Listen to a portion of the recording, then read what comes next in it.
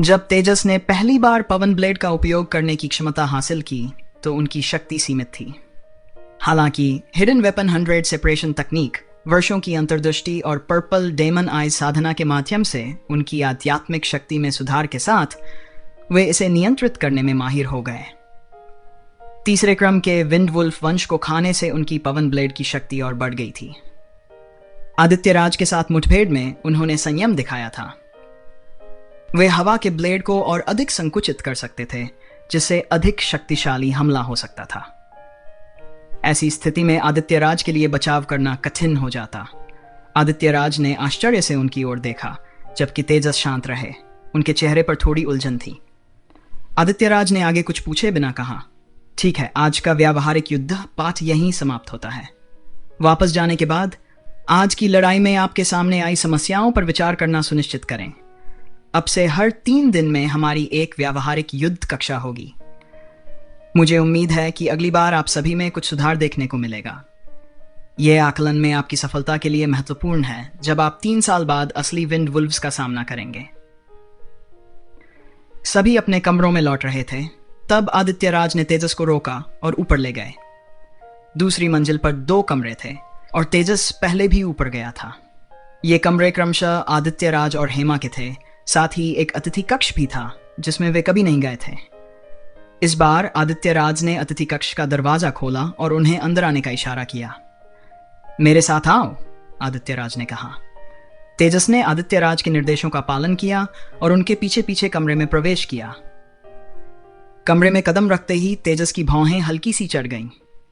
यह एक खाली कमरा था, जिसमें कोई फर्नीचर या सजावट नहीं थी। हालांकि तेजस ने स्पष्ट रूप से महसूस किया कि इस कमरे में वायु तत्व की सांद्रता बाहर की तुलना में अधिक थी। उनकी दिव्य चेतना की उपस्थिति ने उनकी मानसिक शक्ति को सामान्य लोगों की तुलना में अधिक तीव्र बना दिया था, जिससे उनकी धारणा अधिक संवेदनशील हो गई थी। जल्द ही तेजस को पता चला कि इस समृद्ध वायु तत्व का स्रोत कमरे के चारों कोनों में रखे गए कुछ अनोखे पत्थर थे।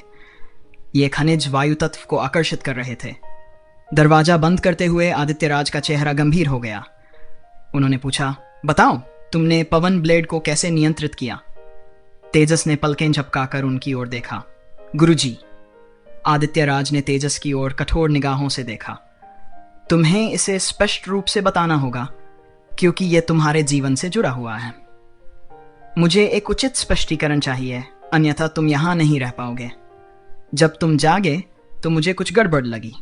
आमतौर पर जब कोई मानव विंड वुल्फ वंश को जागृत करता है तो वे पहले शारीरिक परिवर्तन से गुजरते हैं, जिससे वे विंड वुल्फ जैसे दिखते हैं और शारीरिक मजबूती का अनुभव करते हैं।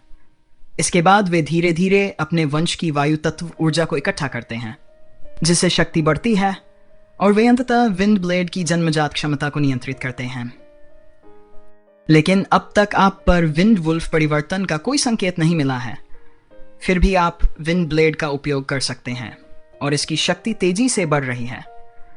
आज आपने जिस स्तर का नियंत्रण दिखाया है, वह ऐसा नहीं लगता कि जन्मजात हो।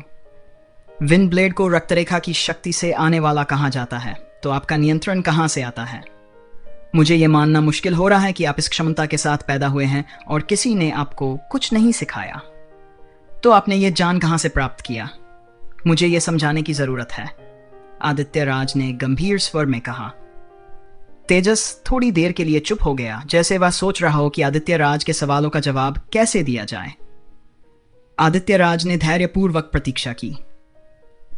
कुछ समय बाद तेजस ने धीरे से कहा, गुरुजी, मुझे बहुत पहले ही जगा दिया गया था। यह समारोह के दौरान नहीं था। मैं समझ गया। यह कब हुआ? आदित्यराज ने इस जवाब का अनुमान लगा लिया था। तेजस ने बताया, 6 साल की उम्र में मैं संयोग से जाग गया था। उस समय मैं रात में भूखा था, इसलिए मैं भोजन की तलाश में बाहर गया। अनजाने में मैं गांव के किनारे जंगल में भटक गया।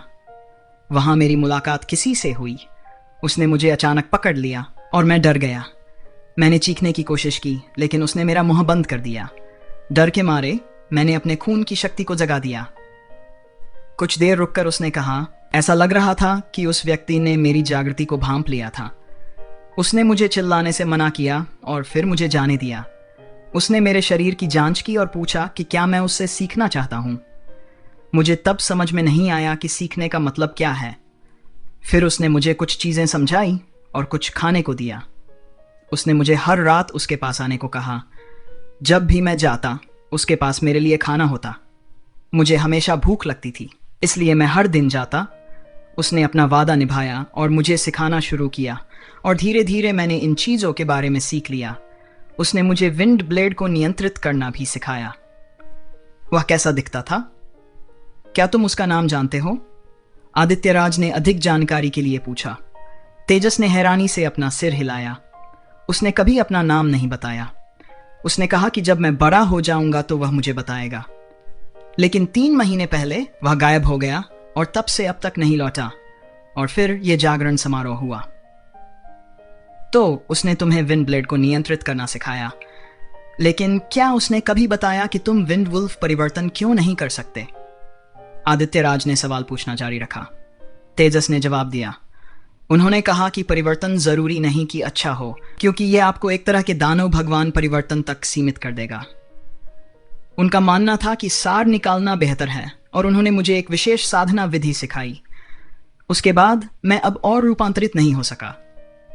उन्होंने कहा कि यह तकनीक अनोखी है, इसे साझा करने के लिए नहीं बनाया गया है, और अगर कोई इसे अपने वंश को जागृत किए बिना सीखता है तो वह मर जाएगा। एक तकनीक? एक ऐसी तकनीक जो सिर्फ हम इंसानों की है? आदित्यराज की आंखें दिलचस्पी से चमक उठीं। तेजस ने कहा, मुझे नहीं पता।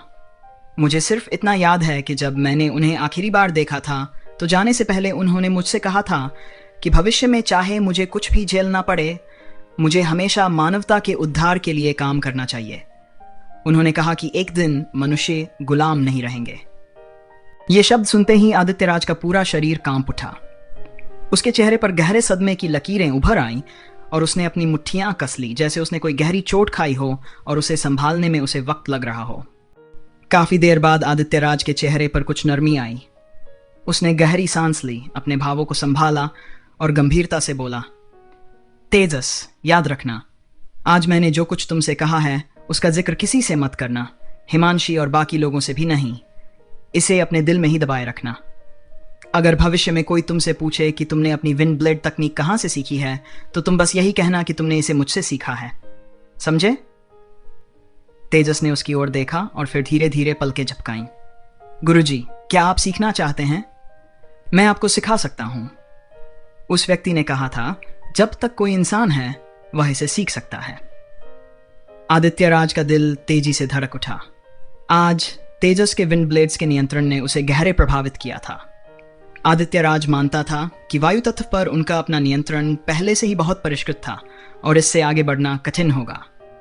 लेकिन तेजस ने जिस तरह की ध्वनिहीन और सटीक विंड ब्लेड तकनीक दिखाई थी, उसने उसके सामने एक नया द्वार खोल दिया था। अच्छा, वह क्षण भर के लिए झिझका। क्या मैं अपने छात्र से कुछ सीख सकता हूं?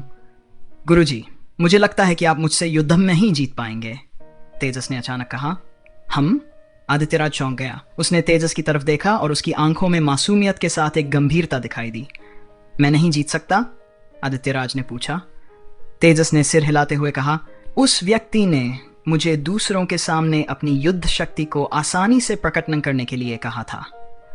मैं बलि समारोह के दिन भेड़िया राक्षसों को मारना चाहता था, लेकिन मुझे लगा कि शायद मैं सबसे मजबूत 2 भेड़िया राक्षसों को नहीं हरा पाऊंगा।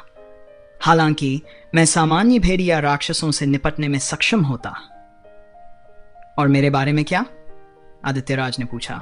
तेजस ने उत्तर दिया, आपका ऊर्जा स्तर मुझसे अधिक है, लेकिन जब बात मेरे छायाहीन पवन ब्लेड की आती है तो मेरा मानना है कि आप उससे पार नहीं पा सकते।